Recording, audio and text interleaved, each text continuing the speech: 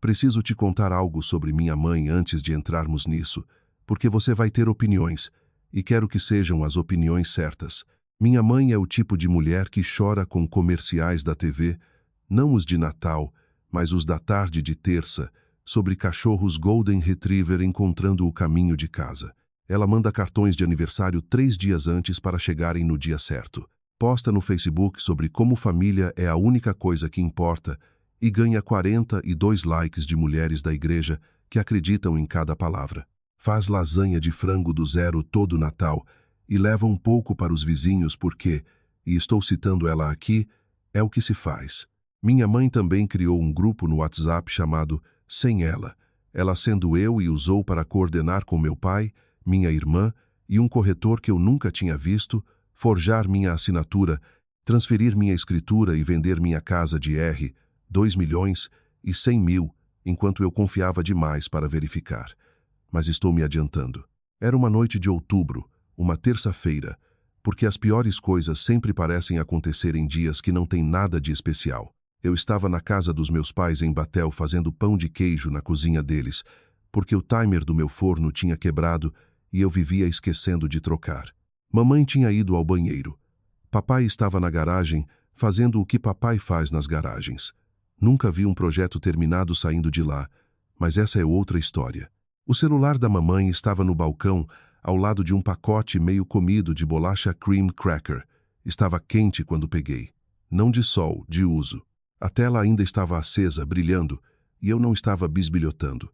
Estava checando a hora, porque o pão de queijo já estava no forno havia 20 minutos e não queria queimar. Queimei mesmo assim. A tela estava aberta no grupo do WhatsApp e o nome no topo parou tudo dentro do meu corpo, pernas, pulmões, o sangue atrás das orelhas. Tudo simplesmente parou. Sem ela. 4 membros. Mamãe, papai, minha irmã Cristiane e um homem chamado Dalberto Gessup, com um pequeno logo de imobiliária ao lado da foto de perfil. Contei as mensagens. 128. Contei porque é o que eu faço. Conto coisas quando o ar fica rarefeito, passos até o carro, azulejos do chão. Segundos entre uma pergunta e uma resposta que demora demais. 128 mensagens sobre minha casa, minha escritura, minha assinatura, e como tomar as 3 sem que eu soubesse. Rolei.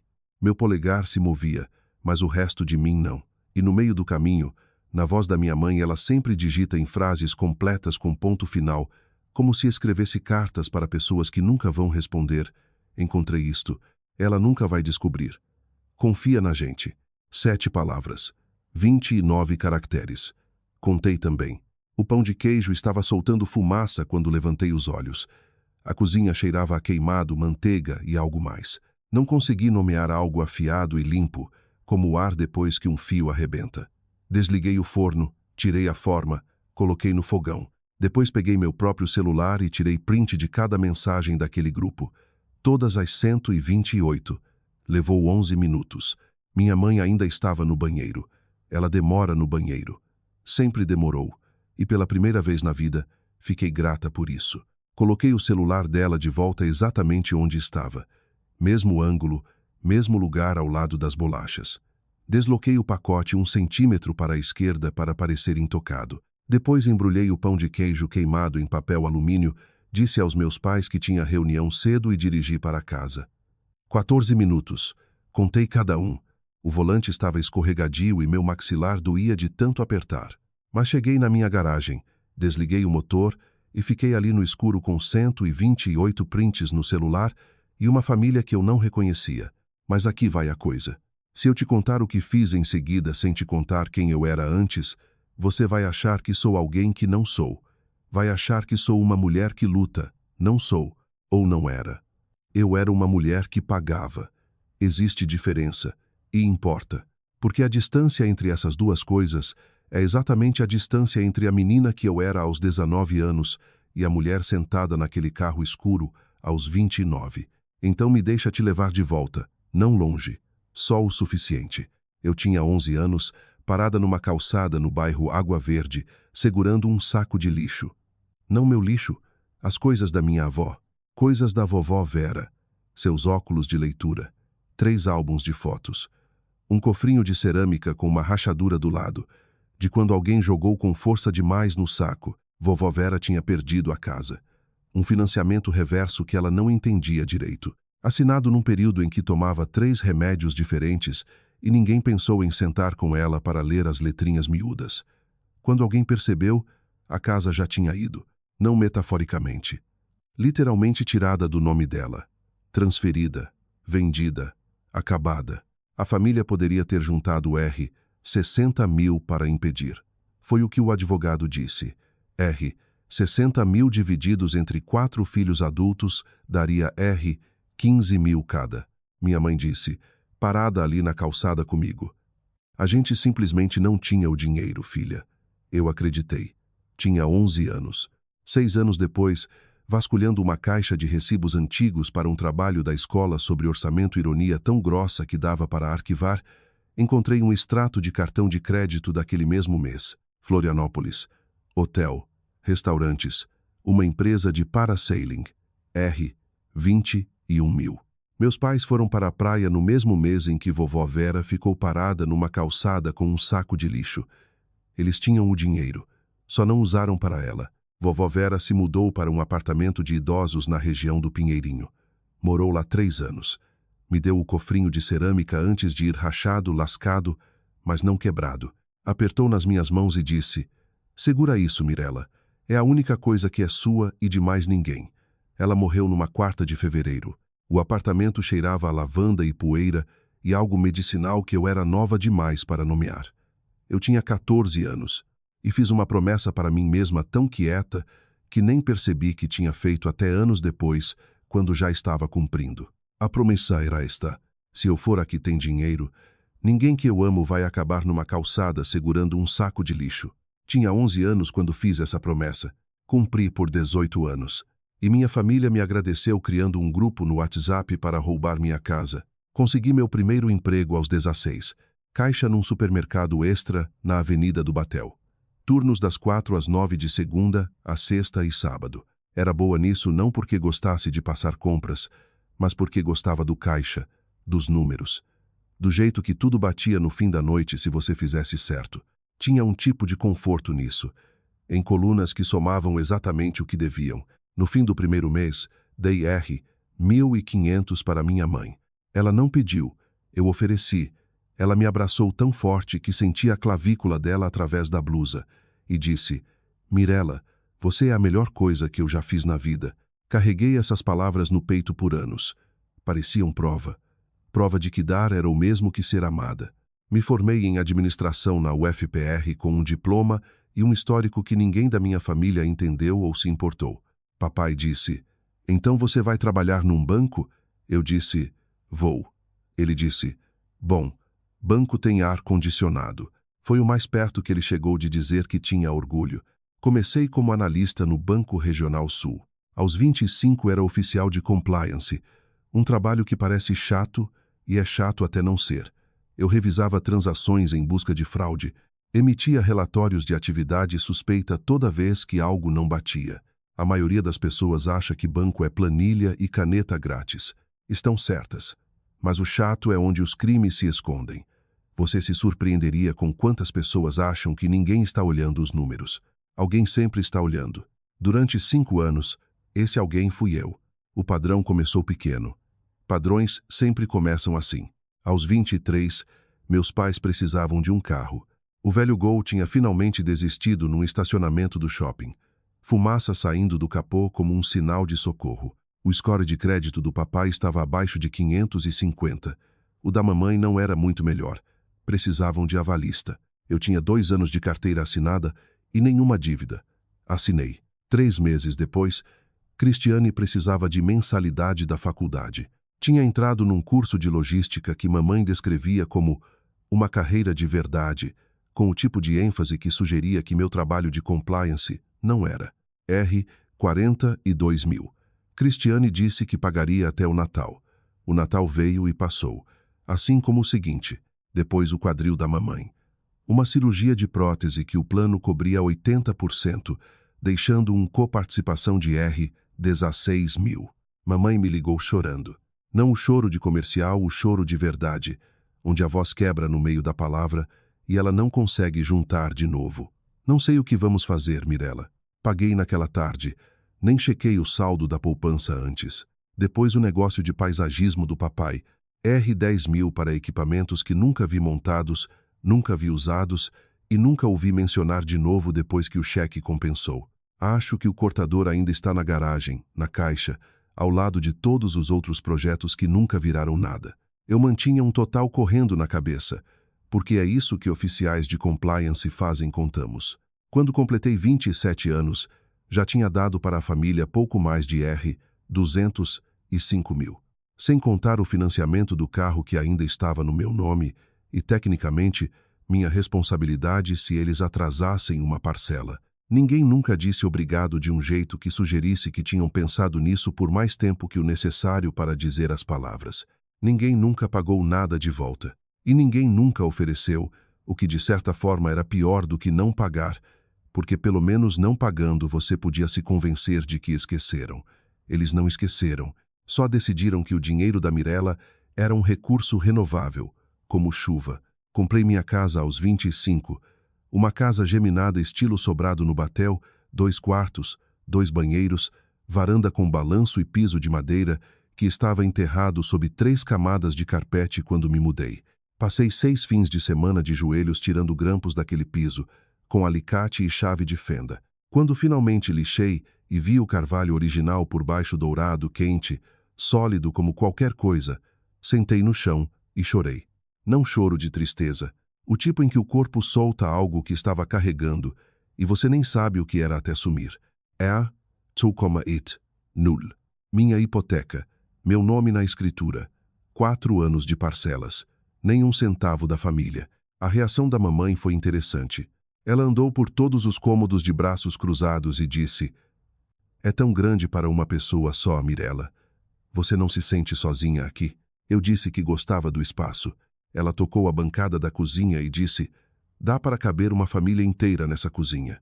E algo no jeito que disse família, como se a palavra fosse uma reivindicação, não uma descrição, fez a nuca gelar. Mas arquivei. Eu arquivo tudo. É o trabalho. Durante meu 3º ano no banco, passei 3 semanas auditando o sistema de registro do cartório de Curitiba. Um cliente do banco tinha contestado uma garantia e o rastro levava direto ao cartório. A mulher que comandava o setor de registros, Patrícia Embry, era afiada, meticulosa e completamente indiferente a banqueiros. Nos demos bem imediatamente. No fim da auditoria, tínhamos desenrolado um erro de registro que se acumulava havia 11 anos e Patrícia começou a me mandar cartões de Natal com bilhetes escritos à mão que diziam coisas como "ainda nenhum erro de registro". De nada. Eu não sabia então, mas Patrícia seria a pessoa mais importante dessa história que não estava tentando me roubar. No ano em que completei 29, os pedidos financeiros da minha família tinham se tornado tão regulares que eu poderia ter feito um calendário em torno deles. Janeiro. Cristiane precisa de algo. Março. Papai tem um plano. Junho. Mamãe tem uma conta. Setembro. O carro de alguém quebra. Eu nunca disse não, nem hesitava, porque toda vez que abria a carteira, ouvia o saco de lixo da vovó Vera batendo na calçada. E pensava, não no meu turno. Achei que estava sustentando minha família, construindo algo por baixo deles para que nunca caíssem. Não sabia que eles estavam me esvaziando o tempo todo. Quietos, pacientes, do jeito que água come calcário. Você não vê o buraco até o chão abrir. Você já foi a pessoa que todo mundo liga quando precisa de algo, mas ninguém liga quando você precisa de algo. Se já, você já sabe onde esta história vai parar. E se não, fica comigo. Porque o que minha família fez em seguida faz R$ 205.000 parecer aquecimento. Não dormia aquela noite, não porque estivesse chorando ou andando de um lado para o outro, ou fazendo qualquer coisa que você veria num filme. Eu estava lendo, sentada de pernas cruzadas na cama com o celular apoiado num travesseiro, passando pelas 128 mensagens do jeito que passo por uma conta sinalizada no trabalho, linha por linha, procurando a estrutura por baixo. E havia uma estrutura. Essa é a parte que fez minhas mãos pararem. As mensagens cobriam 4 meses. 4 meses de planejamento. A primeira era de junho, uma mensagem de Lúcia para o grupo. Andei pensando na casa da Mirella e tive uma ideia, casual, quase alegre, como se estivesse sugerindo uma viagem. Cristiane respondeu com um emoji de joinha. Sem palavras, só um polegar. A primeira contribuição do papai veio 3 dias depois. Um contato encaminhado de Dalberto Jessup, corretor, com a nota: esse cara fez a casa dos Henderson na Avenida 7. Fechamento rápido. Me paie. O homem que uma vez dirigiu 40 minutos numa tempestade para me trazer xarope, quando eu tinha 19 e estava doente no quarto da República. Esse homem pesquisou corretores para a venda da minha casa. Li cada mensagem 2 vezes. Algumas, 3. Não porque tivesse perdido algo, mas porque estava construindo uma linha do tempo do jeito que construo no trabalho. Quem disse o quê? Quando? Com o que se conectava. Às 2 da manhã, eu tinha um fluxograma mental que passaria numa auditoria e uma sensação no peito que não passaria em nada. Segunda de manhã fui para o trabalho. Sentei na mesa. Revisei 3 relatórios de atividade suspeita. Aprovei uma retenção de transferência e respondi 14 e-mails sobre uma atualização de compliance que ninguém queria ler. Normal. Tudo normal. Minhas mãos estavam firmes, minha caixa de entrada estava limpa, e ninguém naquele escritório sabia que a mulher revisando as transações suspeitas deles tinha 128 das próprias. Patrícia Embry notou algo, porém. Patrícia sempre nota. Ela tem 52 anos, oficial sênior de compliance. Está no banco há mais tempo que alguns móveis. Cabelo com fios prateados que usa trançado.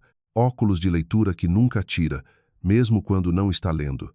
E uma voz como se já estivesse 3 passos à frente do que você vai dizer. Não éramos amigas exatamente. Patrícia não faz amizade no trabalho, mas tínhamos o tipo de respeito que vem de sentar uma de frente para a outra durante uma auditoria federal de 6 meses e não enlouquecer. Você está com cara de quem dormiu no carro, disse ela, colocando um café na minha mesa.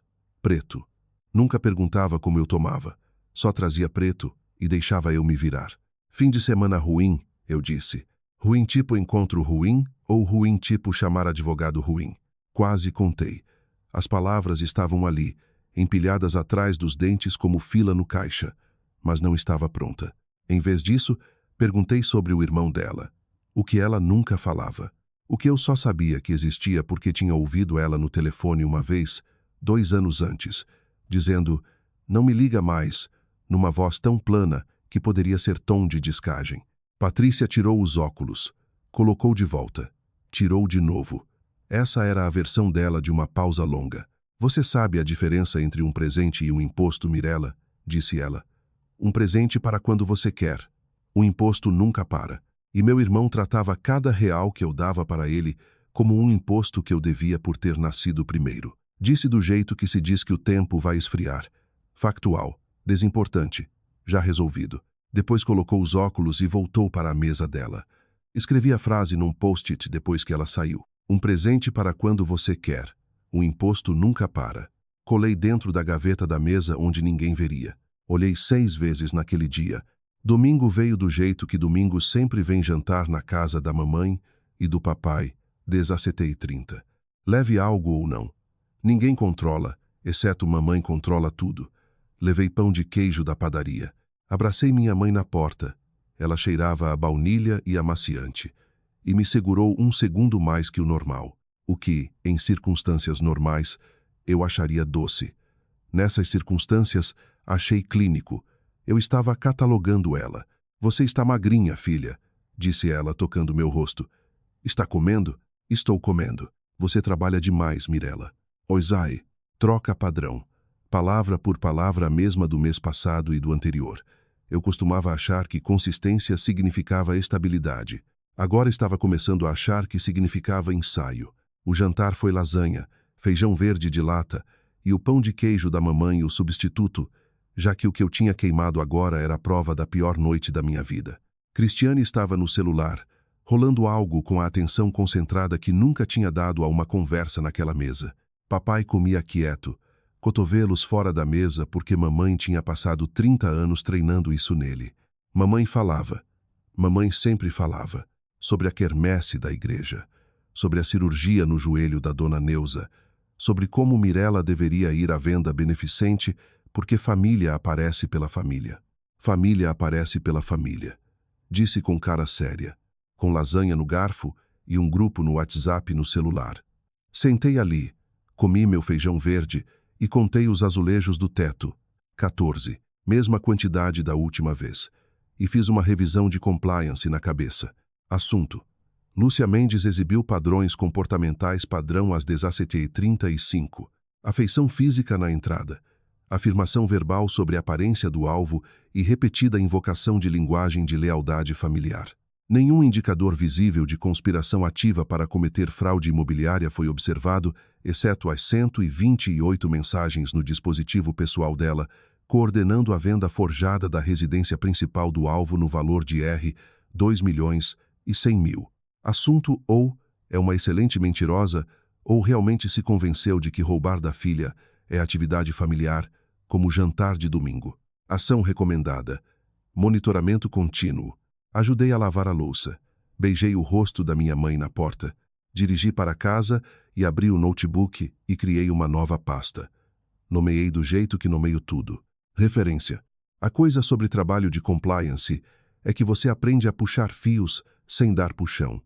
Você não invade uma sala exigindo respostas.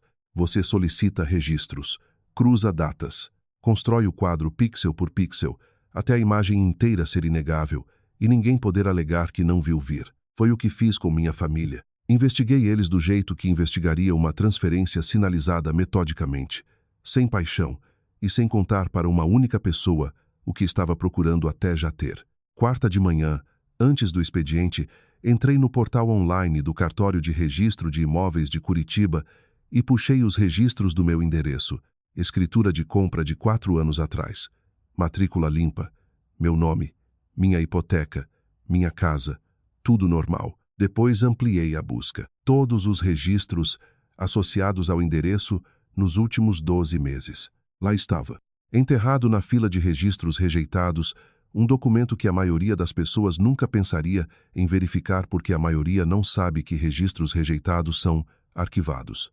Mas eu passei 3 semanas naquele cartório. Sabia, 6 meses antes, em abril, transferência de propriedade do imóvel da Rua das Acácias de Mirella Ann Mendes para Lúcia Marie Mendes. O carimbo do tabelião era de São José dos Pinhais, jurisdição diferente, e a assinatura no final, a que supostamente era minha, parecia que alguém tinha praticado a partir de um cartão de aniversário. O cartório tinha rejeitado por uma falha técnica. O número da comissão do tabelião não batia com os registros do Estado. Não uma investigação de fraude, só erro de processamento. Tinham devolvido como incompleto e seguido em frente. Ninguém sinalizou. Ninguém me ligou. Minha mãe tinha tentado roubar minha casa em abril, 5 meses antes do grupo no WhatsApp. 5 meses antes de eu queimar o pão de queijo e encontrar 128 mensagens. Isso não era uma ideia nova nascida de um grupo familiar. Era a segunda tentativa. A primeira tinha falhado quieta, e em vez de parar, eles ajustaram. Encontraram um novo tabelião. Trouxeram um corretor. Construíram um plano melhor. Sentei no carro no estacionamento do banco e contei as rachaduras no para-brisa. 7. Uma para cada ano que eu tinha me dito que minha família era bagunçada, mas não perigosa. Liguei para Patrícia Embry aquela tarde. Ela atendeu no segundo toque. Patrícia, sou eu, Mirella Mendes, da auditoria do Banco Regional. Mirella, não me diga que encontrou outro erro de registro. Acabei de reorganizar todo o armário L até P. Não exatamente. Preciso perguntar sobre uma escritura de cessão rejeitada no meu imóvel, registrada em abril. Silêncio. Depois som de teclado. Estou vendo. Eu mesma sinalizei, aliás. Tabelião de São José dos Pinhais, mas o imóvel é em Curitiba. Número da comissão deu errado. Devolvemos como incompleto. Pausou. Por quê? Alguém está mexendo com sua matrícula. Algo assim. Quer que eu coloque um alerta no endereço? Qualquer coisa nova que entrar, eu sinalizo e te ligo antes de processar. Patrícia, eu te abraçaria através desse telefone. Por favor, não. Acabei de almoçar. Desliguei e fiquei ali mais 3 minutos. Depois liguei para uma advogada. Clara Nakamura era a advogada imobiliária com escritório na Avenida Batel, 15 minutos da minha casa. Encontrei ela pelo diretório da OAB-PR, especificamente na seção de litígio de fraude imobiliária. Tinha uma voz de bibliotecária, que já tinha visto o suficiente para parar de se surpreender com qualquer coisa. E quando expliquei a situação, ela não ofegou nem disse, "Meu Deus", nem nenhuma das coisas que as pessoas dizem quando querem que você saiba que estão horrorizadas. Só disse, "Traga tudo o que você tem. Amanhã, 9 da manhã." Levei os prints. A escritura rejeitada de abril. Meus registros de propriedade. O dossiê, que agora tinha 12 páginas e estava organizado por data, participante e item de ação. Clara leu por 40 minutos sem falar. Depois levantou os olhos e disse, "Isso é crime de falsidade ideológica no Paraná. Forjar escritura é falsidade em documento particular. Registrar é infração separada. Conspiração para fraude envolve todo mundo daquele grupo e o envolvimento do corretor adiciona possível estelionato se alguma mensagem cruzar estados, o que cruzou, porque o DDD do Dalberto é de São Paulo." Deixou aquilo assentar.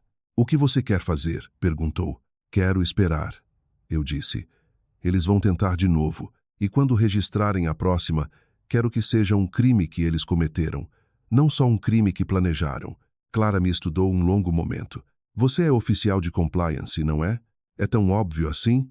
A maioria dos clientes quer queimar tudo imediatamente. Você quer construir o dossiê primeiro." Quase sorriu. "Podemos trabalhar com isso." Naquela quinta, enquanto eu redigia uma linha do tempo de evidências no notebook, meu celular vibrou. Cristiane. "Ei, mana, pode me transferir R$ 2.500 para o conserto do carro?" "Não conta pra mamãe, ela vai surtar." "É? Tu como afirmo." Ela estava me pedindo R$ 2.500 enquanto participava de um grupo planejando tomar R$ 2.100.000. A matemática era tão obscena que dava a volta completa e virava comédia. Mandei. Abri o Pix. R$ 2.500 para Cristiane Mendes. Linha de memorando. Problema no carro. Depois tirei print do comprovante, salvei no dossiê e escrevi nas notas. Assunto C. Mendes solicitou fundos adicionais do alvo durante conspiração ativa de fraude. Valor R$ 2.500. Razão de inconsistência com o roubo planejado. 1 para 840. Padrão consistente com comportamento de extração estabelecido. Às vezes a única coisa que te segura é sua própria letra. Sexta à noite. Meu celular de novo. Dessa vez, mamãe. "Oi, filha. Só ligando para ver como você está. Você parecia um pouco cansada no domingo." "Estou bem, mãe. Só ocupada no trabalho. Você trabalha demais, Mirella. Precisa desacelerar. Deixar as pessoas cuidarem de você para variar." Afastei o telefone da orelha e olhei para ele. Deixar as pessoas cuidarem de mim. Minha mãe, a mulher coordenando a venda da minha casa pelas minhas costas, me dizendo para deixar as pessoas cuidarem de mim. As palavras eram quentes. O significado por baixo era frio o suficiente para embaçar vidro. "Vou tentar, mãe. Essa é minha menina. Te amo, filha. Também te amo." Desliguei. Depois abri os prints do grupo e reli as mensagens. Não por evidência dessa vez por tom, e notei algo que tinha perdido antes. As mensagens da mamãe. Todas. Frases completas, pontuação correta, ponto final. Ela nunca vai descobrir. Precisamos agir antes de janeiro. Dalberto diz que o mercado está forte agora. Sem abreviações. Sem emojis. Nenhum único. Minha mãe mandava mensagem do jeito que escrevia cartões de Natal deliberadamente, cuidadosamente, numa voz que era inconfundivelmente dela. Aqueles textos não eram só evidência de um plano. Era uma confissão assinada com a própria letra dela. Ela só não sabia ainda. Minha mãe tinha tentado roubar minha casa uma vez antes e falhado. Então encontrou um tabelião melhor, um corretor disposto e 128 mensagens de paciência. Achou que eu nunca olharia. Essa é a coisa sobre ser a pessoa que sempre paga. Ninguém acha que você também é a pessoa que guarda recibos. 2 semanas depois de encontrar o grupo, numa terça à noite que não tinha motivo para ser importante, cheguei do trabalho, deixei a bolsa na mesa da cozinha e fiquei muito parada no centro da minha casa. A casa estava quieta, não quieta, pacífica. O tipo de quietude que acontece quando você percebe que os sons que você estava acostumada não estão vindo. Nenhuma mensagem da mamãe perguntando se eu tinha comido, nenhum recado de Cristiane precisando de algo. Nenhum barulho de fundo de uma família que eu costumava achar bagunçada, mas amorosa, e agora entendia que era outra coisa inteiramente. Batel estava escuro lá fora. A luz da varanda de um vizinho piscava, ligando e desligando, como se não conseguisse se decidir. Não acendi a luz de cima, só fiquei ali na cozinha com o último cinza de outubro entrando pela janela e olhei para o cofrinho. Estava onde sempre esteve, no parapeito acima da pia, entre um vasinho de manjericão que eu vivia esquecendo de regar e um frasco de detergente. Cerâmica, rosa. Embora a tinta tivesse desbotado para algo mais próximo de pele, a rachadura ia da orelha esquerda até a barriga, uma linha fina e escura como um rio num mapa que leva a algum lugar que você não quer ir. Peguei. Estava mais leve do que eu lembrava. Oco. Obviamente era um cofrinho, mas a leveza surpreendeu mesmo assim. Do jeito que surpreende quando você pega uma caixa que esperava cheia e está vazia. Virei nas mãos, passei o polegar pela rachadura e pensei em vovó Vera colocando no saco de lixo numa calçada no Água Verde. E pensei em mim aos 11 segurando aquele saco. E pensei nos 18 anos entre aquela calçada e esta cozinha. 18 anos pagando, não só dinheiro, atenção, tempo, perdão, paciência, silêncio. 18 anos absorvendo toda a conta, toda a crise, toda a ligação que começava com Mirela, odeio pedir, mas... e sempre terminava com um número. Tinha construído minha vida adulta inteira em torno de uma promessa que fiz para uma menina que segurava um saco de lixo e não entendia que as pessoas que deixaram vovó Vera perder a casa não estavam quebradas. Estavam na praia, e aqui estava eu, 29 anos, oficial de compliance, proprietária, 4 anos de parcelas, R, 205 mil em empréstimos familiares que nunca voltariam, e uma mãe que olhava para minha casa e via não minha conquista, mas seu próximo saque. Coloquei o cofrinho no balcão, não no parapeito, no balcão, bem onde o celular da mamãe tinha estado naquela noite de terça quando disse aquilo. E falei em voz alta para ninguém. Eu não era generosa. Eu estava comprando amor a prazo, e o preço caía porque eles sabiam que eu sempre pagaria. As palavras ficaram ali na cozinha como fumaça, e algo aconteceu dentro de mim que não tem um nome. Não foi raiva. Raiva é quente e se move rápido e quer quebrar coisas.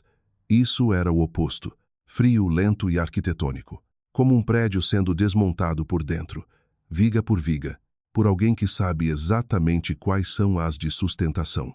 A estrutura que eu tinha construído a vida inteira, dar o suficiente. E eles ficam, dar o suficiente e você está segura. Dar o suficiente e você não vai acabar numa calçada estava se desfazendo. E por baixo não havia vazio. Havia um piso, sólido, limpo. Meu, tinha estado ali o tempo todo. Eu só tinha enterrado sob 18 anos pagando pessoas para me amarem. Peguei o celular. Liguei para Clara Nakamura. Clara, sou eu, Mirela. Estou pronta para seguir em frente. Todo o caminho. O que mudou? Parei de negociar comigo mesma. Ela pausou, e eu pude ouvir a caneta dela batendo 2 vezes em algo duro. Vou redigir o encaminhamento criminal. Quando eles registrarem a próxima escritura, vamos ter o alerta do cartório, sua documentação e a tentativa anterior no registro.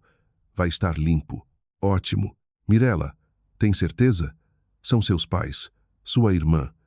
Uma vez que isso anda, não para. Olhei para o cofrinho no balcão. A rachadura. O rosa desbotado. O oco dentro. Eles se moveram primeiro, Clara. 6 meses atrás. Sou só a que notou. Não chorei. Quero que você saiba disso, não porque chorar seria fraqueza, mas porque o que eu estava sentindo não vinha do lugar onde as lágrimas moram. Vinham de algum lugar mais baixo, algum lugar estrutural, onde as vigas se mexem e você ouve o gemido antes de ver a rachadura. Fiquei na minha cozinha segurando um cofrinho de cerâmica desbotado e entendi, com o tipo de certeza que não discute consigo mesma, que as pessoas que deviam me segurar tinham medido a distância até o chão o tempo todo. No trabalho no dia seguinte contei para Patrícia não tudo, mas o formato, o suficiente para ela entender. Ela escutou sem interromper, o que para Patrícia era o equivalente a uma ovação de pé. Quando terminei, ela tirou os óculos, limpou na manga e colocou de volta. R$ 410 mil, disse ela. O quê? É o que eu dei para meu irmão ao longo de 10 anos. Aluguel. Fiança uma vez. Um carro que ele bateu em 6 meses. Aparelho da filha dele, que de alguma forma era minha responsabilidade porque eu tinha um bom emprego. Fez aspas com 2 dedos, afiadas e precisas, como se estivesse apertando algo invisível. Sabe o que finalmente me fez parar? Não foi o dinheiro, foi a matemática. Sentei num sábado e somei tudo, cada cheque, cada pix, cada entrega de dinheiro no Natal. E quando vi o número real, ele fez a decisão por mim. Porque o número era tão feio que manter o relacionamento significava fingir que eu não sabia contar. E Mirella, eu sei contar. Eu também sei contar, eu disse. Eu sei que sabe. É por isso que você vai ficar bem. Voltou para a mesa dela. Sem abraço, sem discurso. Patrícia não faz conforto, faz clareza. E clareza, eu estava aprendendo. Valia mais do que conforto jamais tinha valido. Naquela noite abri o dossiê e acrescentei uma nova seção. Histórico financeiro Transferências Família Mendes, 2015 a 2026. Todo o pagamento que eu tinha feito. Datas, valores, propósitos, se foram solicitados ou oferecidos, se foram pagos de volta. O total, quando terminei, era R$ 205 mil, sem contar o financiamento do carro, sem contar juros. Fiquei olhando o número. Depois acrescentei uma linha no final. Valor que a família contribuiu para a compra, hipoteca ou reforma da casa de Mirella. R$ 0. Mentalmente protocolei um relatório de atividade suspeita sobre minha própria mãe. Indicadores de bandeira vermelha. 3 mensagens consecutivas, terminando com emojis de coração. Ofertas não solicitadas de ajuda com planejamento financeiro. E um padrão documentado de extração de ativos, escalando tanto em frequência quanto em magnitude ao longo de 11 anos. Ação recomendada, monitoramento aprimorado, contenção jurídica e cessação imediata de todas as transferências voluntárias. Depois fechei o notebook e fui dormir. Pela primeira vez em 2 semanas, dormi. Não bem, não muito, mas dormi. Porque a coisa sobre tomar uma decisão é que mesmo uma aterrorizante é mais quieta que o barulho de não decidir. O que você teria feito? Confrontado eles naquela mesa de jantar, feito uma mala e desaparecido? Ou feito o que eu fiz sorrido durante o jantar de domingo e afiado um dossiê que eles não sabiam que existia? Um recibo por vez? Eu tinha um plano, tinha uma advogada, tinha um dossiê com 73 documentos. E crescendo. O que eu não tinha era uma família. Só ainda não tinha dito em voz alta. Minha mãe sempre deixa o celular no balcão da cozinha. Sempre. Mesmo lugar ao lado do porta-papel toalha. Tela para cima. Como se estivesse esperando alguém notar. Faz isso desde que eu me lembro. E eu costumava achar que era descuido. Agora acho que era confiança. Nunca tinha tido motivo para esconder nada de mim antes. E velhos hábitos não morrem só porque você começa a cometer crimes. Todo domingo de jantar ela ia ao banheiro, ou saía para chamar papai sobre o lixo, ou corria para a garagem pegar algo que esqueceu. E o celular dela ficava ali no balcão como um livro aberto. Eu pegava, checava o grupo, tirava print de qualquer coisa nova, colocava de volta. 30 segundos. Ela nunca notava. Ninguém nunca notava. Porque ninguém vigia a pessoa que paga. Foi assim que descobri sobre o tabelião. 3 semanas depois da reunião com Clara, o grupo acendeu. Dalberto Jessup tinha encontrado alguém um tabelião em São José dos Pinhais, chamado Gerson Linden, que, segundo Dalberto, era flexível com horários e não faz muitas perguntas. O custo. R. 7.500 em dinheiro. Sem rastro de papel. Cristiane respondeu com 3 emojis de fogo. Papai mandou joinha. Mamãe escreveu, no jeito cuidadoso de frases completas. Bom, vamos finalizar o cronograma. Quero isso feito antes do Natal. Li aquela última mensagem 3 vezes. Antes do Natal, minha mãe queria roubar minha casa como projeto de novembro, entre a quermesse da igreja e a lasanha. Fiquei parada no balcão da cozinha dela lendo aquela mensagem e pensei, isso é como fraude se agenda em torno de feriados. Liguei para Clara na segunda de manhã, depois para Patrícia. As peças se encaixaram. Quando a escritura fosse registrada, Patrícia sinalizaria. Clara ativaria o encaminhamento criminal e a promotoria teria um dossiê mais grosso que um inário. Tudo o que eu tinha que fazer era esperar e ir ao jantar de domingo. No domingo seguinte, início de novembro, as árvores do batel tinham ficado daquele laranja que faz você perdoar o Paraná por ser úmido. Mamãe anunciou na mesa que queria fazer uma pequena arrumação financeira familiar. Disse casualmente, do jeito que diria, passa o pão. Mas algo no ar mudou.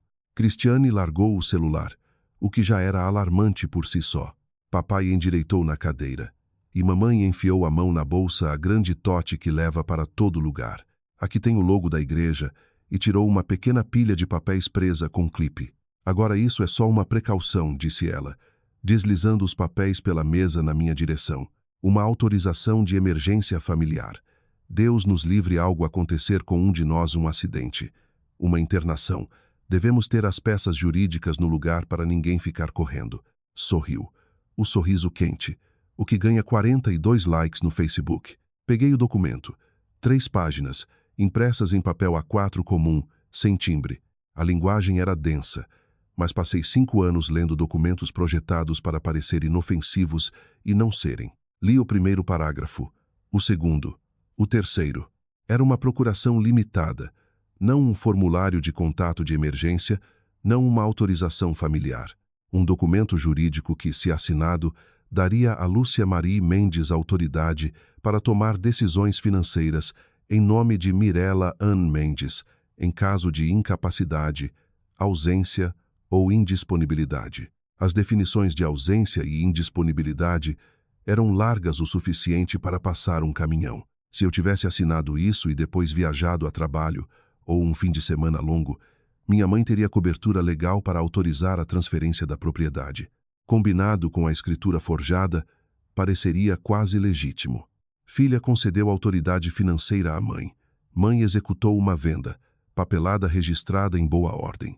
Quando eu voltasse, a casa estaria em contrato e o desenrolar jurídico levaria meses. Era esperto.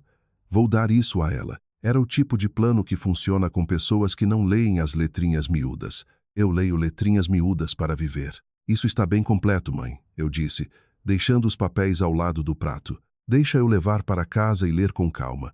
Eu reviso documentos o dia inteiro, você ficaria decepcionada se eu não fizesse a lição de casa. O sorriso da mamãe se manteve, mas as bordas apertaram. Uma microexpressão, o tipo que fui treinada para observar em entrevistas com contas sinalizadas. O tipo que diz, isso não está indo do jeito que eu ensaiei. É realmente só uma formalidade, filha, disse ela, para emergências. Eu sei. É por isso que quero ter certeza de que está sólido. Cristiane olhou do prato.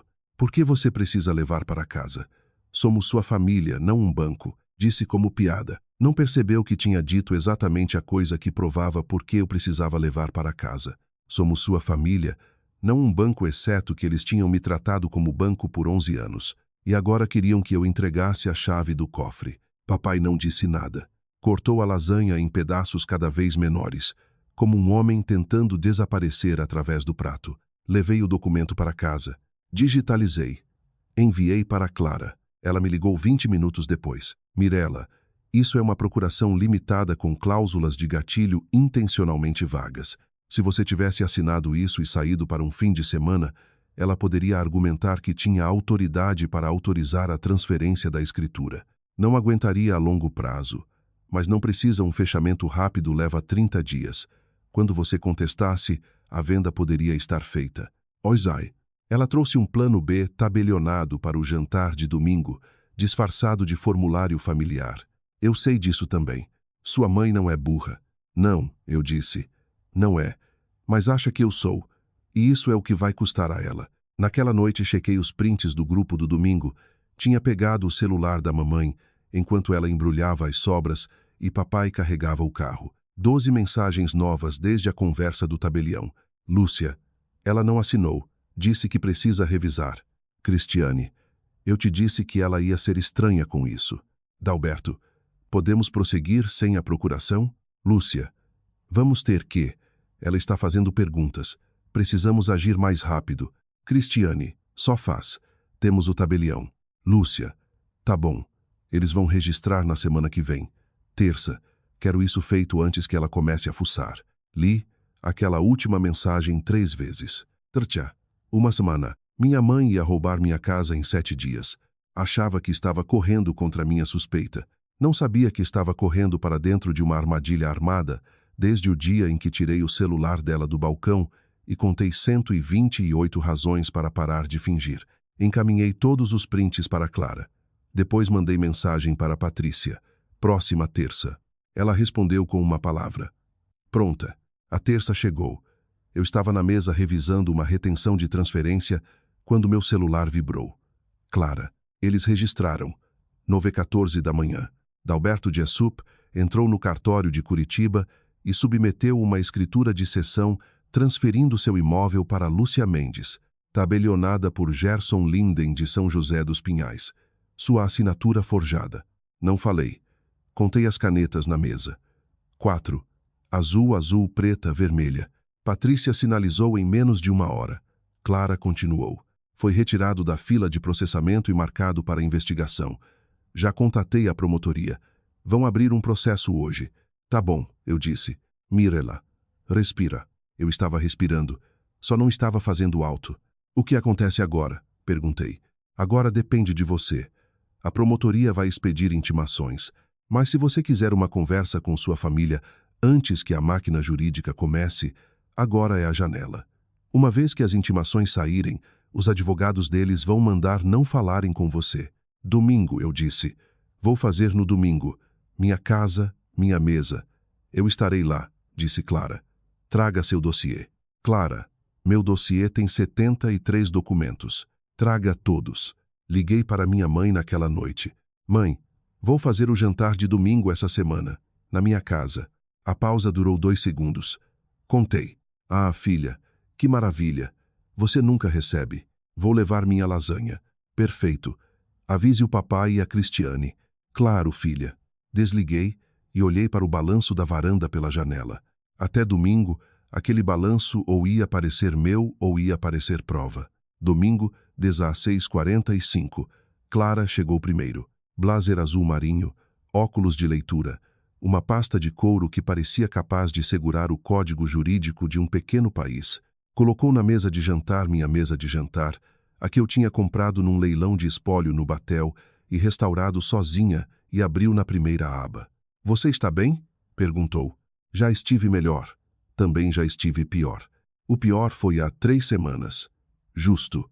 Às 17h15 ouvi a Hilux do papai, a que ainda tinha o financiamento no meu nome. 3 portas abriram e fecharam. A batida da mamãe, 2 batidas rápidas seguidas pela porta abrindo antes de alguém responder, porque Lúcia Mendes nunca esperou permissão para entrar num cômodo na vida. Mirela. Ah, como está cheirando bem aqui. Beijou meu rosto. Cheirava a baunilha e amaciante, como sempre. Colocou a lasanha no balcão, embrulhada em alumínio, e começou a mexer nas bordas.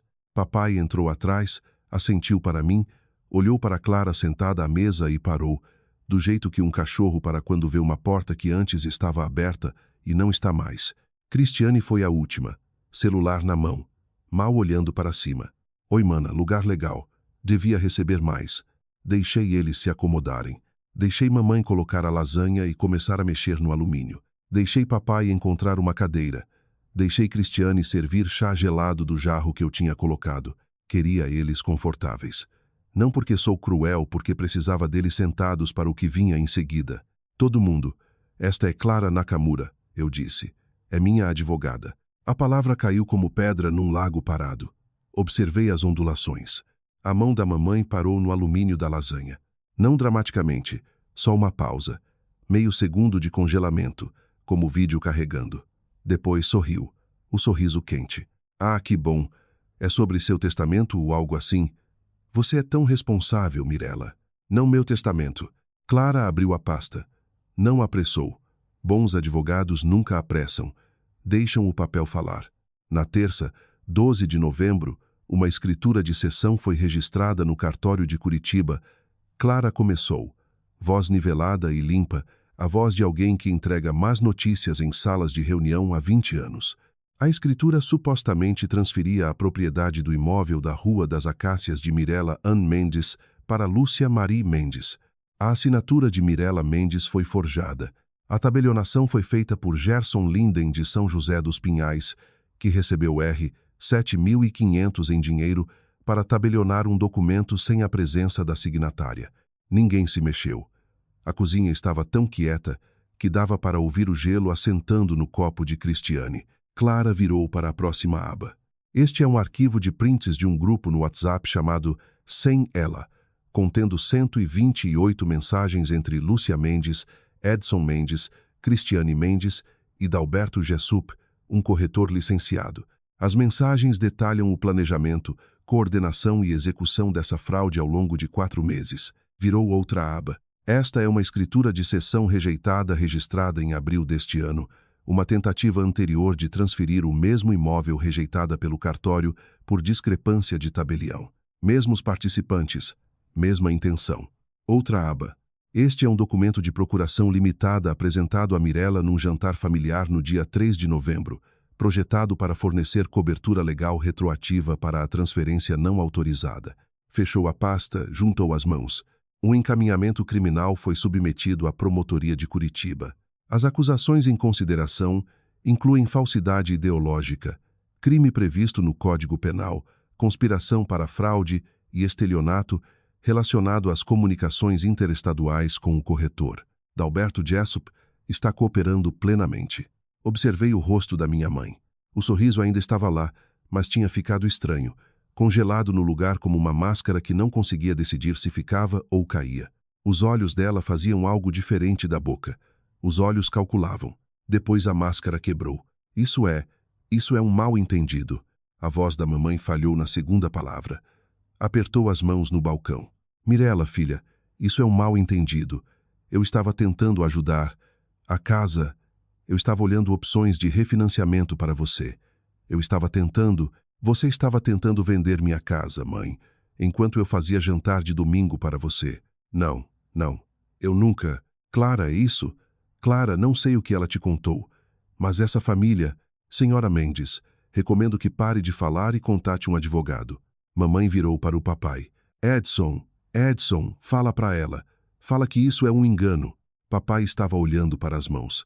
Estavam planas na mesa, palmas para baixo, como se tentasse segurar algo no lugar. Não levantou os olhos. Não falou. Tinha ficado em silêncio quando vovó Vera perdeu a casa. Tinha ficado em silêncio no grupo um joinha, um contato encaminhado. E ficou em silêncio agora. Essa era a resposta dele. Sempre tinha sido. O celular de Cristiane estava na mesa. Tela escura. Olhou para Clara. Olhou para mim. Olhou para a mamãe. E então disse a frase mais previsível da vida inteira dela. Foi ideia da mamãe. Não hesitei. Não vou para a cadeia porque você queria uma casa, mãe. Lealdade. Grupos de WhatsApp e joinhas e reações de fogo e tudo dissolveu em 4 segundos. Porque lealdade construída em tomar da mesma pessoa não é lealdade. É um arranjo comercial que termina quando o custo fica pessoal. Mamãe pegou o celular. Ligou para as amigas da igreja, as mulheres que sempre atendiam. O coro que sempre validava ela. Primeira ligação, caixa postal. Segunda ligação, caixa postal. Terceira ligação, tocou. E depois parou. Não caixa postal. Desligada. Alguém viu o nome dela e apertou recusar.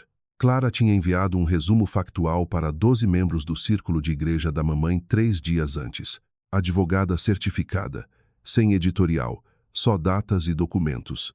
Registro jurídico não precisa ser dramático, só precisa ser verdadeiro. Mamãe ficou olhando para o celular do jeito que se olha para uma fechadura, quando a chave que sempre funcionou não gira mais. Você ligou para a minha igreja? Sussurrou. Você ligou para a minha igreja, Mirella.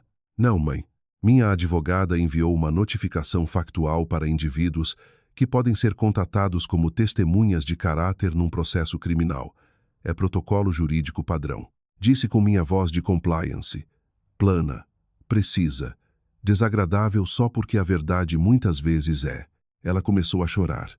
Não o choro de comercial. O de verdade, feio e alto e aberto. O tipo que não liga para a plateia porque esqueceu que existe uma. E por meio segundo, vi algo por baixo da performance que podia ser real. Não culpa luto. O tipo que vem quando a versão de si mesma que você performou por 30 anos é cancelada. E você não sabe quem está por baixo. Quase senti pena dela. Depois lembrei das 128 mensagens e de um grupo chamado Sem Ela. Peguei meu celular. Abri o grupo ainda lá. Ainda ativo. Ainda 4 membros e 128 mensagens. E um nome que era para ser segredo. Digitei uma linha. Devagar. Com ponto final. Do jeito que minha mãe me ensinou. E eu descobri. Apertei enviar, coloquei o celular na mesa e olhei para minha família, minha mãe chorando, meu pai congelado, minha irmã já construindo defesa, e disse a última coisa que diria para eles naquela cozinha. Vocês batizaram aquele grupo de sem ela. Estavam planejando uma vida sem mim há meses. Parabéns, mãe. Você conseguiu o que queria. Ninguém respondeu. A lasanha estava no balcão esfriando.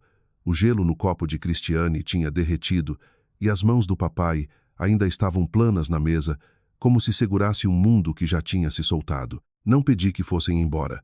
Não precisei. A parte jurídica andou mais rápido do que eu esperava. Aqui vai o que aconteceu. Na linguagem que conheço melhor. Fatos, datas, resultados.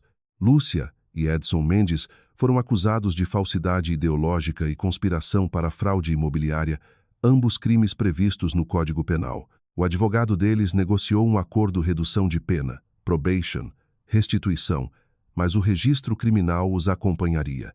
No Paraná, um crime como esse fica na ficha a menos que se peça expungimento após 5 anos, e o pedido exige prova de reabilitação. Minha mãe teria que provar que mudou. Não estava prendendo a respiração, mas também não era eu que teria que viver com isso. Cristiane cooperou com a promotoria em troca de uma denúncia por contravenção. Testemunhou sobre o papel da mamãe, confirmou a linha do tempo e forneceu as próprias mensagens como evidência. Fez sem hesitar. Lealdade se dissolvendo como fundo de investimento que nunca foi solvente. A licença de corretor de Dalberto Gessup foi suspensa.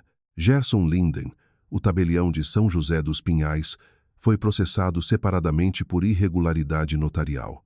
Aparentemente tinha feito esse tipo de coisa antes.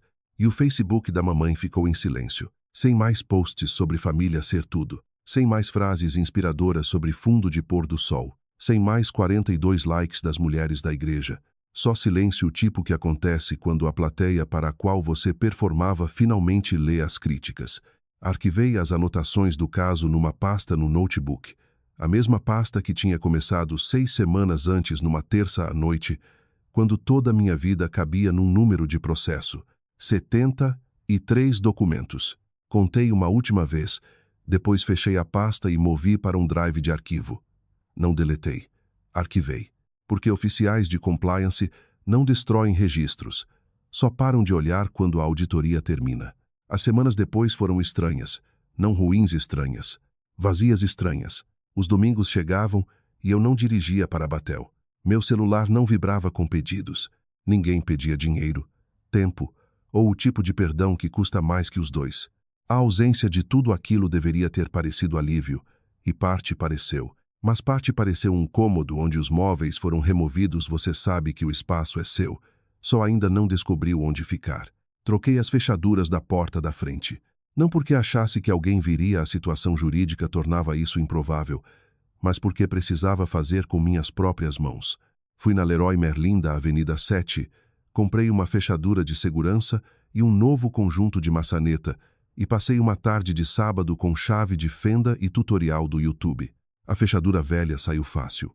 A nova encaixou como se sempre tivesse estado ali. Fiquei na varanda depois e segurei as 2 chaves, a velha e a nova, na palma. A velha estava quente de anos de uso. A nova estava fria e afiada e limpa. Coloquei a velha numa gaveta, mantive a nova no chaveiro. Foi cerimônia suficiente. Fim de novembro, semana de Natal. Tinha planejado passar sozinha, sanduíche de peru, um filme, talvez finalmente trocar o timer do forno. Mas Patrícia ligou na quarta à noite. O que você vai fazer amanhã? Existir. Quietamente. Errado. Você vai receber. Vou levar um prato. Não discute. Patrícia. Não. Você trocou as fechaduras. Construiu o dossiê. Sobreviveu à auditoria mais difícil da sua vida. Você não vai comer sanduíche de peru sozinha numa casa que lutou para manter. Chego ao meio-dia. Vou levar couve. Desligou antes que eu pudesse responder. É a Patrícia. Não pede permissão também. Mas quando entra pela sua porta, está lá porque quer estar, não porque quer algo que está atrás dela. Manhã de Natal limpei a casa. Passei pano na mesa de jantar, a mesa de leilão, a que Clara tinha sentado com a pasta dela. Parecia diferente agora. Só uma mesa. Só madeira e verniz velho e 4 cadeiras. Patrícia chegou às 12h15 com uma forma de alumínio de couve refogada e uma garrafa de cachaça. Para cozinhar, disse. Ou não. Atrás dela, para minha completa surpresa, estava Dona Yun, minha vizinha do lado, 71 anos, professora aposentada, a mulher que regava meu manjericão quando eu esquecia e deixava bilhetes na minha porta, dizendo coisas como: sua luz da varanda está queimada. Troquei a lâmpada. Você me deve R$3. Estava segurando uma garrafa de vinho e um pote de algo que eu não conseguia identificar. Kimchi jjigae, disse ela. Você parece que precisa de algo apimentado. E então Marcos do banco, que eu não tinha convidado, mas que Patrícia aparentemente recrutara, apareceu com uma cadeira dobrável porque eu não tinha assentos suficientes. Apoiou no fim da mesa e disse: trouxe pão. É do supermercado. Não vou fingir que assei. 4 pessoas na minha cozinha. Não um número grande. Contei eles do jeito que conto tudo. Passos, azulejos, mensagens, documentos. Só que dessa vez o contar não vinha do lugar apertado atrás das costelas. Vinha de algum lugar mais quente. 4, incluindo eu. Ninguém postou no Facebook. Ninguém fez discurso sobre família. Marcos queimou algo na churrasqueira que montou na varanda dos fundos. E Dona Yun contou uma história sobre a própria mãe que envolvia um mal-entendido num mercado de peixes em Seul, que fez Patrícia rir tanto que teve que tirar os óculos e limpar os olhos. Foi pequeno. Foi ordinário. Foi o tipo de noite que não parece nada de fora, mas parece tudo de dentro. Depois que eles foram embora, lavei a louça. Depois peguei o cofrinho de cerâmica, ainda no balcão onde tinha colocado na noite em que tudo mudou, e levei para a sala. Tinha montado uma prateleira ali durante a reforma. Um suporte simples de madeira que eu mesma tinha fixado.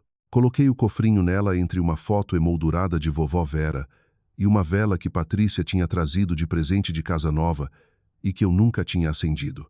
Acendi. O cofrinho ficou ali na luz quente, rachado e desbotado, e oco e meu.